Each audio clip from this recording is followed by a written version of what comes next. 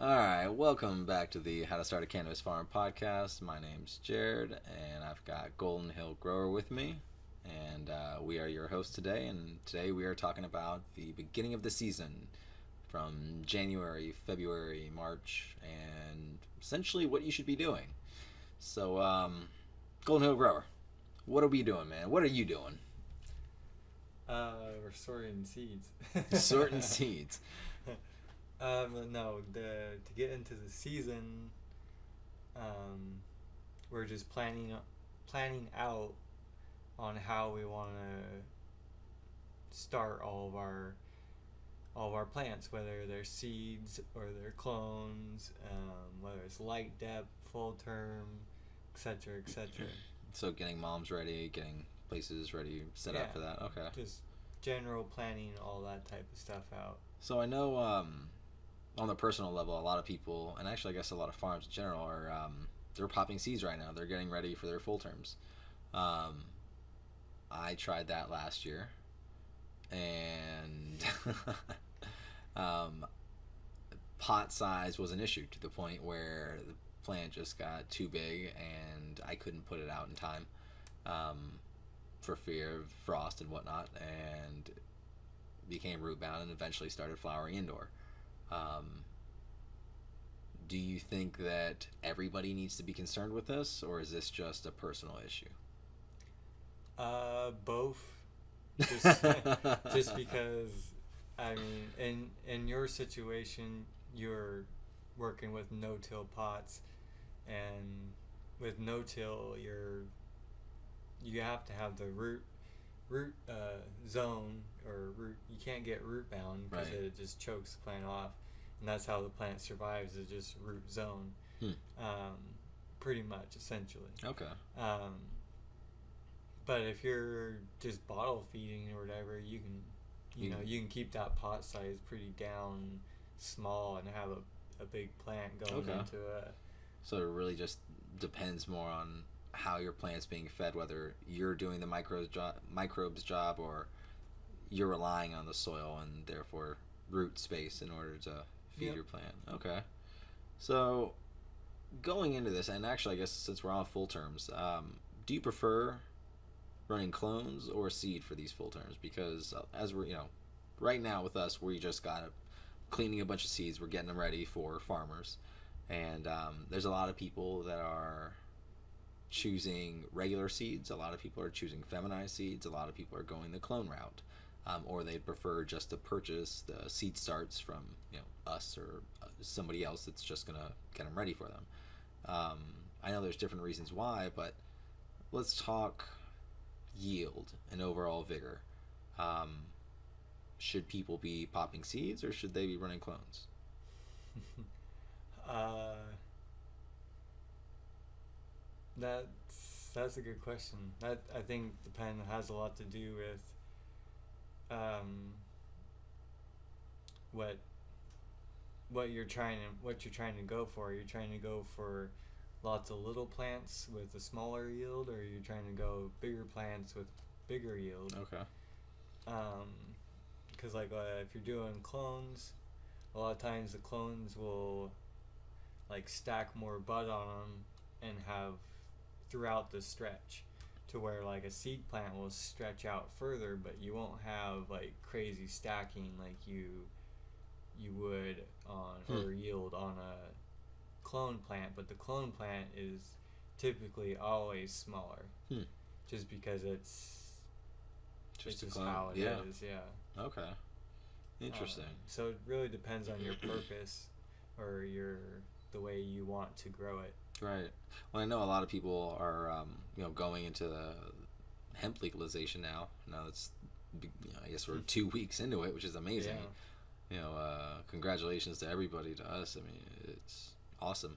But the business models of farms are where there's some big disconnects. Some people are growing for biomass and then using the top colas as good enough shelf flower. Other people, their only focus is flower.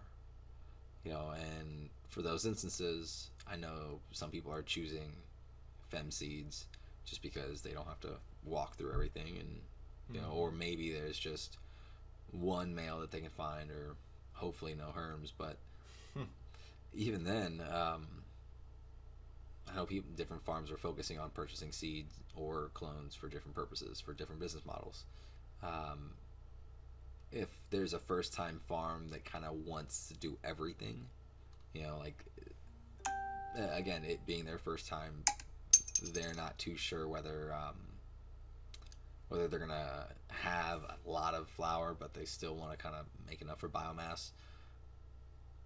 Should they be growing seed or clone? If they wanted to keep like extra for the plant for like biomass, Yeah. you probably would go with like seeds, because Okay. seeds are definitely like, they stretch a lot more, and there'll be a lot more plant material Okay. compared to our clone will be just more bud. Right. And I guess you could just kind of light dip that for flower, if you were to do that for clones, Oh, or even just a more what is it? Symmetrical canopy or something. Okay. Now, what about because again, it's January. A lot of people are excited. I'm excited. You're excited. Everybody's excited. Yeah. Excitement's in the air. Greenhouse. There are some beautiful days where you were saying, walk out into your greenhouse and it's like 70, 80 degrees in there already. It's January. Yeah. Is it worth putting out some supplemental lighting and getting going? That depends where you live. Okay, so let's talk brand new farms. Brand new farm, first year setting up. Should they get a greenhouse from Amazon and just set it up and try getting plants going, or should they factor in everything else first? Definitely factor in everything. Like, you could have a go about it, but really you're just gonna have a lot of learning experiences of, like, especially if you're not from here, just because like the season is so tricky. It'll have off and ons to where it gets hot, but then it cools off again, and like it's snowed easily past March before and froze. Like last year we got a late freeze, and it got me, and the late freezes is what kills a lot of people's plants and really hinders them from growing really well. So really, if you're being smart, you're gonna wait until probably March if you're doing full terms. Now, what about if somebody's trying to, again, they're trying to get a little risky, and they want to put plants out like the day after the last frost, or they want to make sure that as they put them out in their greenhouse, that as they get bigger they can eventually put them outside. I can understand not putting them out in your greenhouse and a couple weeks before that last frost, just to make sure that by the time they outgrow that, they're not forced outside and then they die. If you're gonna do that, you either start your seeds in the greenhouse where it's cold. Oh, so they can acclimate.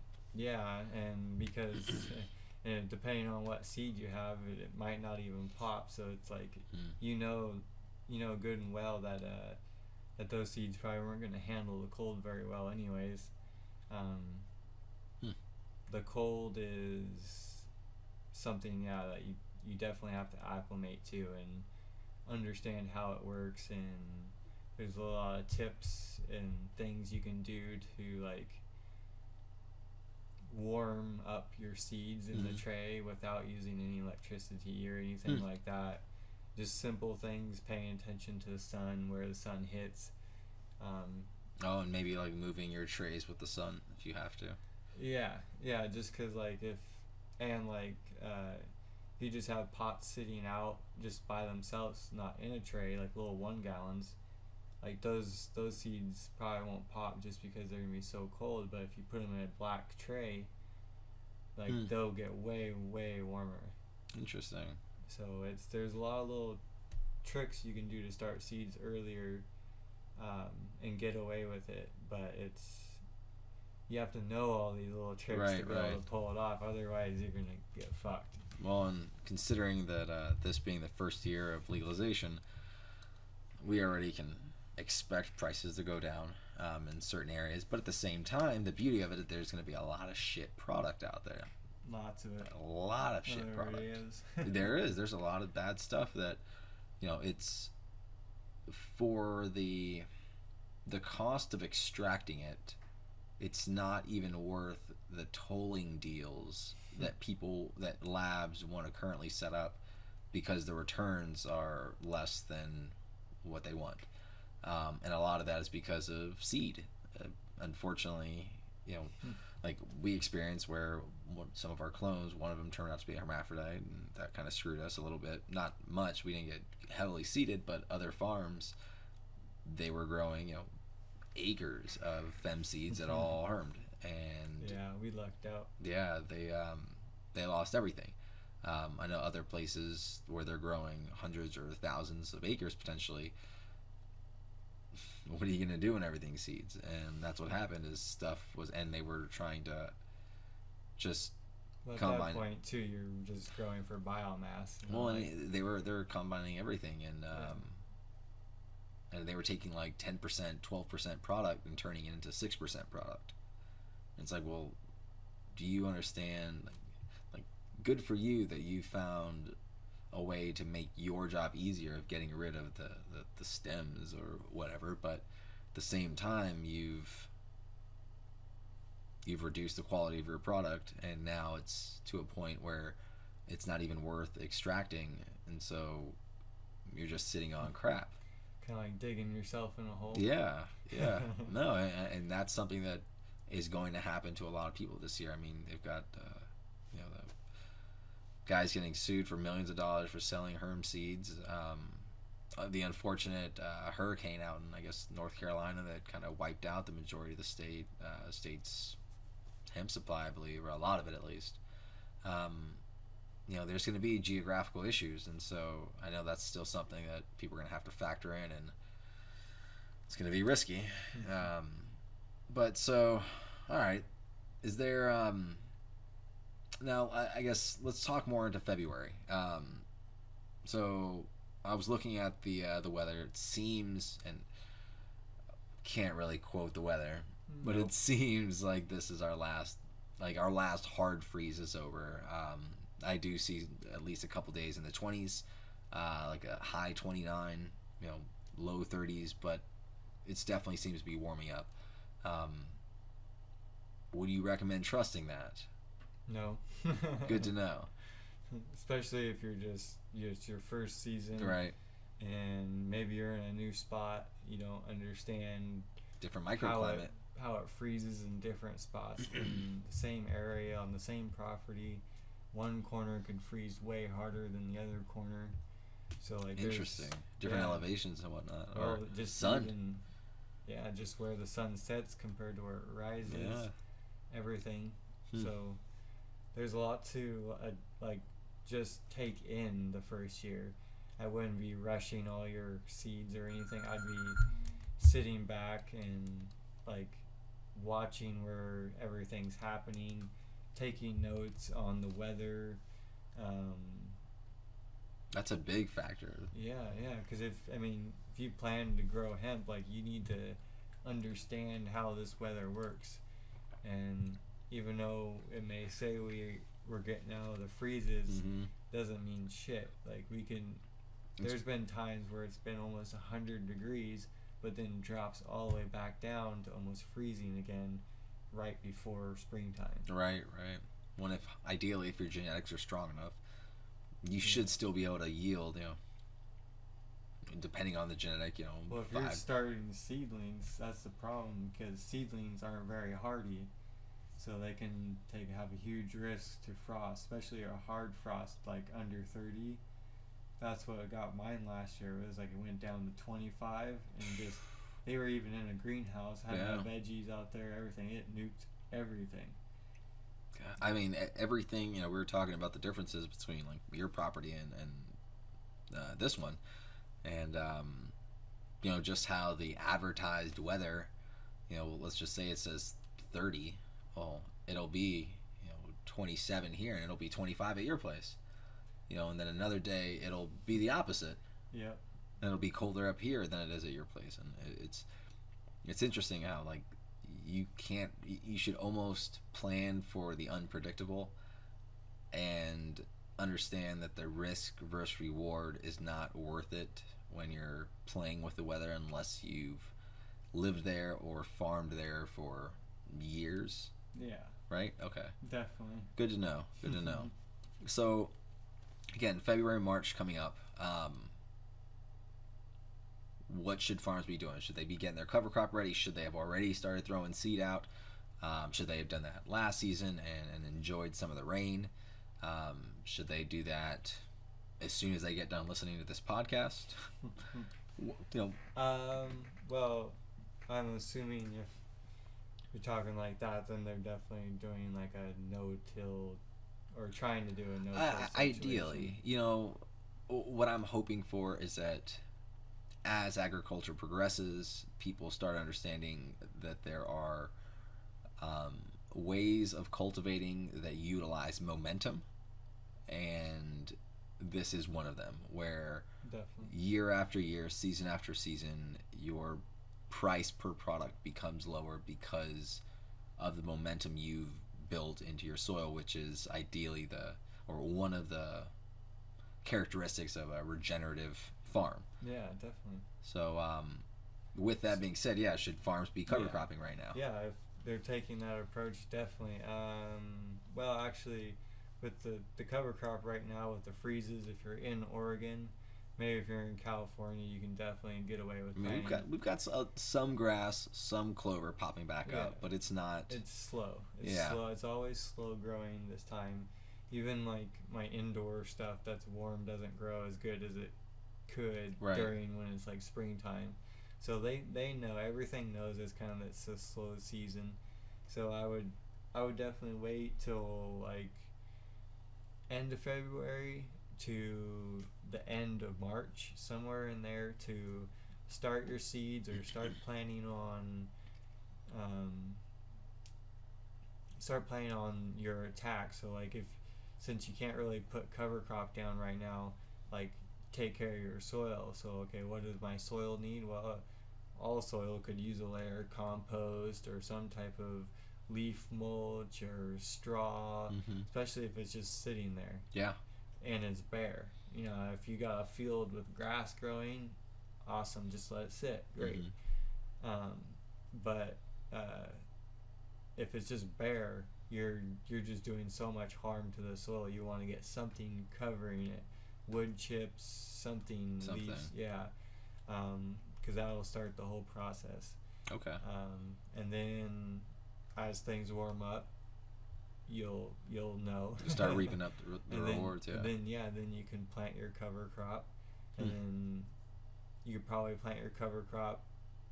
Say if you do it in March sometime, it's going to be really growing good by the end of April. So you have this big lush green manure growing, holding water, protecting the soil from the sun, creating tons of millions of microbes all over the little plants and in the soil. And then when you go to plant, you can choose to chop it down or keep it. I mean, that's what's great about it. Is, it's beneficial both ways. It's amazing this style of cultivating, just because a lot of people, they, like when the guy from the state came to sample our product for the testing, he was just kind of shocked to see that there was grass and a cover crop growing beneath everything, and he was saying that all the farms that he goes to, they're usually spotless. But it's a different way of growing. For them, they're feeding everything through a hose. There's no top feeding, there's no soil life in that sense, or they pre-amend the soil with everything and then just feed water afterwards, which it's nice to say we've got a water only soil, but it just means that you've supplied your nutrients beforehand, opposed to during or as needed. I laugh at the people that for me, I truly do a lot of times use just water, just because I've built my soil over. There's that momentum. Yeah, there's that momentum. But like people who say, "Oh yeah, it's just all water," and but they're just doing like a super soil deal. Yep. Like that's, to me, that's just like a premix. It's like a premix, but it's also just like the cheater way of making good compost. So compost has a lot of the same elements in it as you would. We were talking compost. You know, putting all your fish bone meals, all this different stuff. If you make a quality compost with good manure, good green manure, good straw, wood, all that, you're gonna have probably more nutrients available than you would doing it the the super soil type way. So let's. I had to write down compost to make sure we don't lose track. I want to sideline into manure because you and I were talking about that. So a lot of these farms, including ours, and we'll just say resourceful people, are accessing manure everywhere. You know, there's dairy manure, there's sheep manure, pig manure. There's horse manure that's all over Oregon. There's, and for us in particular, we were purchasing rabbit manure, and now we're getting it for free right now. And rabbit manure having the highest nitrogen content of all the manures in general. And to my knowledge, I believe sheep manure has the highest phosphorus. I'm not positive on that, but we are getting to a point where we've got so much rabbit manure on, we've got it mixed into some plots. We've got bags of it set up for the season and for fertilizing, or top dressing, I should say, ongoing. And then we've got stuff sitting for compost. We've got stuff spread out over other areas of native soil where we're planning on growing other non-cannabis plants to be utilized in ferments and other purposes such as companion planting. We're getting manure pretty much spread everywhere, but we're at that point where it's, I think yesterday I've put the last on or around the back area where there's not a place on our property that doesn't have it. And so we're at a point where utilizing it for that purpose, it's not worthwhile. But there's a lot of people that are, they're spreading huge thick layers all over their field. How much manure is good manure and how much is bad? But just to kind of sideline on that, I was even hearing that a lot of these all organic, regenerative, biodynamic farms, just like us, but ones that had chickens and were using the chicken shit itself to fertilize their plants, were coming up high in arsenic. Their flour was actually testing extremely high in arsenic, and that was because chicken shit is known for being high in arsenic. And so factoring in the shit in the shit that we're feeding to our shit, that's some shit, man. Like, let's talk manure. Yeah. So manure is tricky because you don't. At least this is how I've seen it. This is just my general outlook on it and my general common sense towards it. So if you're adding manure, say you're like, oh, it's flower time, let's put some manure down. There's no difference from that to oh, let's just dump some bottled shit on there, because what you put into your buds is what you smoke, your flowers. So you need to be able to, if you're going to use manure, you need to be able to put a small layer down many months before you even plan to veg your plants in that area. You want that to break down, you want it to turn into just dirt or dust pretty much before you use it. You don't want to be planting in shit. Yeah, for example, when I used to go and collect horse manure, a lot of the times we only collected a lot of the dry stuff, the stuff that had been sitting there for months on end that was hard as a rock, and that's what we used a lot of the times, because that's like, it's been sitting there, it's been able to get rained on, break down a little bit, not so hot, and and then that way you're just like adding extra medium that's almost like a cocoa consistency to your dirt. Okay. But you got to be really careful, because like last year I added too much fresh horse manure to one spot, and like that ruined my whole season for that one spot. Damn. So a whole year, if you add too much, you can be totally screwed out of growing in that area.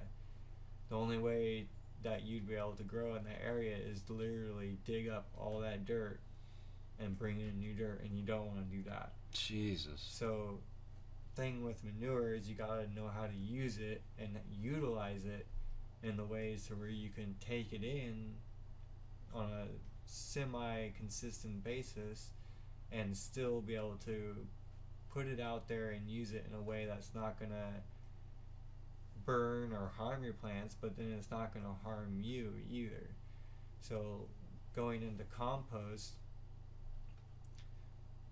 there's hardly anybody out there making like actual real compost these days, and it's so true to the fact that like I barely make compost because I just don't have a farm, a real farm that I live on to be able to do it with animals and everything. Right. Like you have to have a certain percentage of manure to a certain percentage of green manure, which is plant material, green plant material. It's just chopped, right? Just for Yep. clarification. Yeah, and then you need wood chips or some type of fungal type. And aeration. Yeah, and then let's see, you could throw in like leaves, like leaf mold. Maybe you have like a kitchen scrap bucket that has all your old bell peppers or right, just stuff like that. Nothing that has meat or anything. Just you could throw that in. Eggshells, okay. Yeah, definitely. You can mix that in there too, and then that has to break down, get to a certain temperature, and you have to turn it. You have to manually turn it. That's why a lot of people don't do compost, is because you either have to have a tractor or you have to like roll your sleeves up and actually do real work to get that. But I mean, if you think about it, you're getting the best super soil that you can make or add to your thing. That's not gonna, you're not directly feeding your plant that shit. You're not directly feeding fish bone meal and all this bat guano, and so it's actually been broken down by the earth the way things do, and then you're just left with this like pretty much just like this carbon black gold. Say, yeah. And that is like, that should be okay. So that's what people need to be adding then, or almost preparing, I guess, for. That's the biggest way to utilize your manure, your influx of manure, if you're going to do it. I mean, if you're a big farm, right. you can get a couple, big piles of manure, spread those out, and you can add all the other stuff. And you can flip it with a tractor when it gets hot. It just has to reach a certain temperature. It's not very hard. You just have to be able to pay attention to something. No, That's exactly. a big problem with a lot of these farms, is they're not willing to just go, oh, I have to check on this every couple hours? That's too hard. How do I automate this? How do I automate that?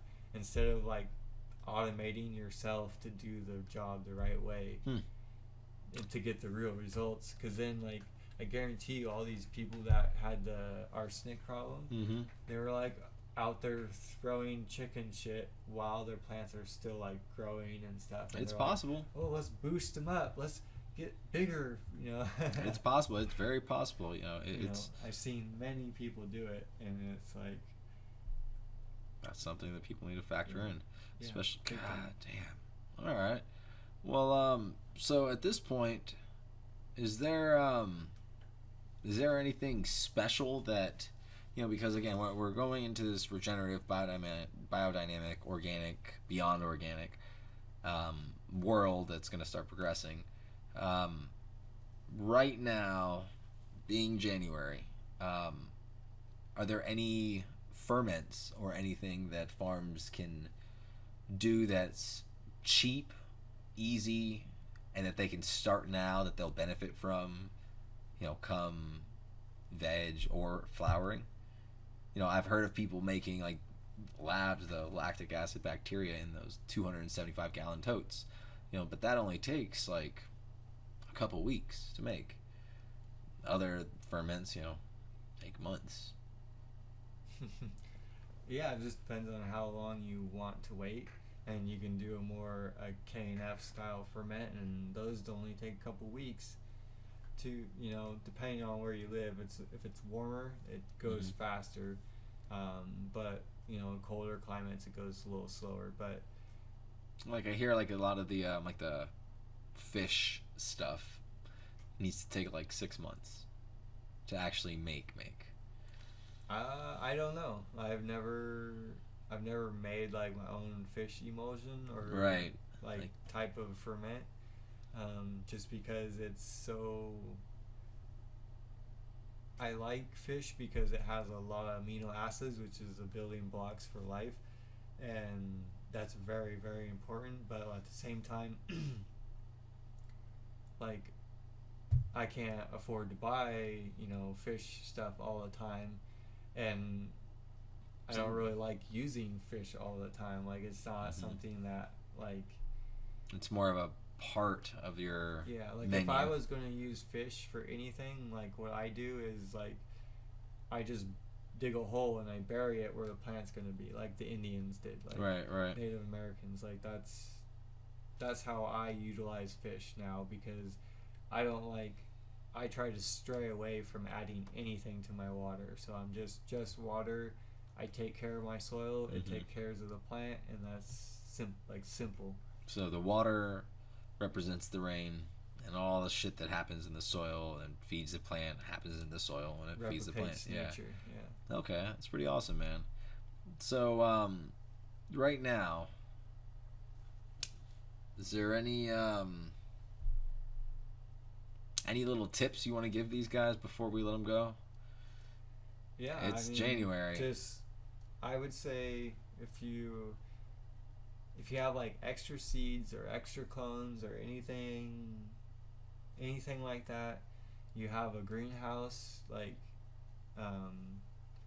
I say experiment. Like, this is a great time to learn the season, and if you're doing it as a experiment base, you're not like busting out thousands of seeds or anything. You just say you got 20 seeds there, like let's just try this, learn the season.